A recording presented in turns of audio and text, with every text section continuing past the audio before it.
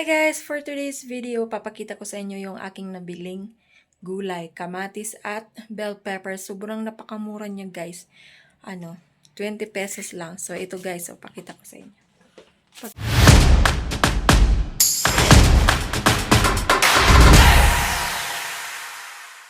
Kita ko sa inyo, 20 pesos.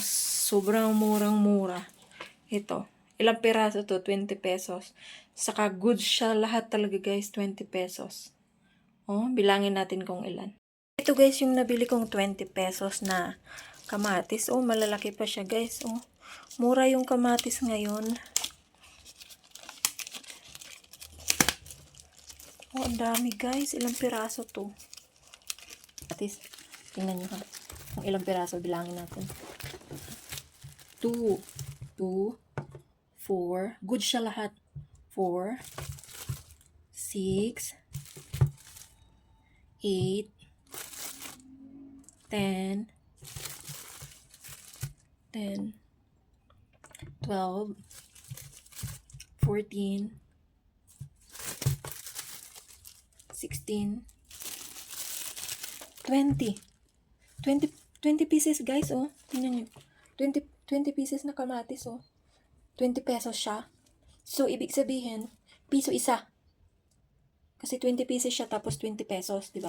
So, ibig sabihin, piso isa. Tapos, ito naman guys, yung bell pepper naman guys is, ang alam ko talaga nitong bell pepper guys, mahal to. Tapos, nabili ko lang din to na yung 20 pesos. Itabi muna natin yung ating, yung kamatis. Ayan. Ayan guys.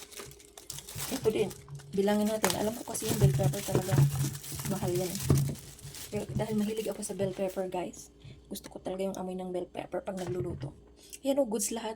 Diba yung ibang mga nakabalot-balot, minsan may mga siya, may mga bulok-bulok na. Ito lahat goods.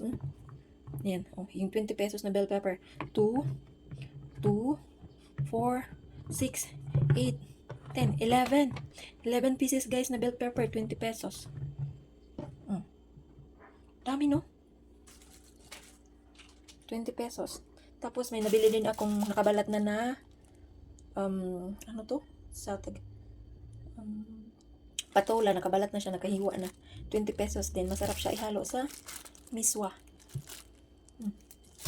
So, kalain mo yan guys, 40 pesos lang yan. Yung kamatis, 20. Tapos yung bell pepper, 20 din. Tapos mga fresh na fresh pa. Mga goods siya lahat. Walang mga butas. Matitigas pa. Diba? So, yun lang guys. Share ko lang sa inyo.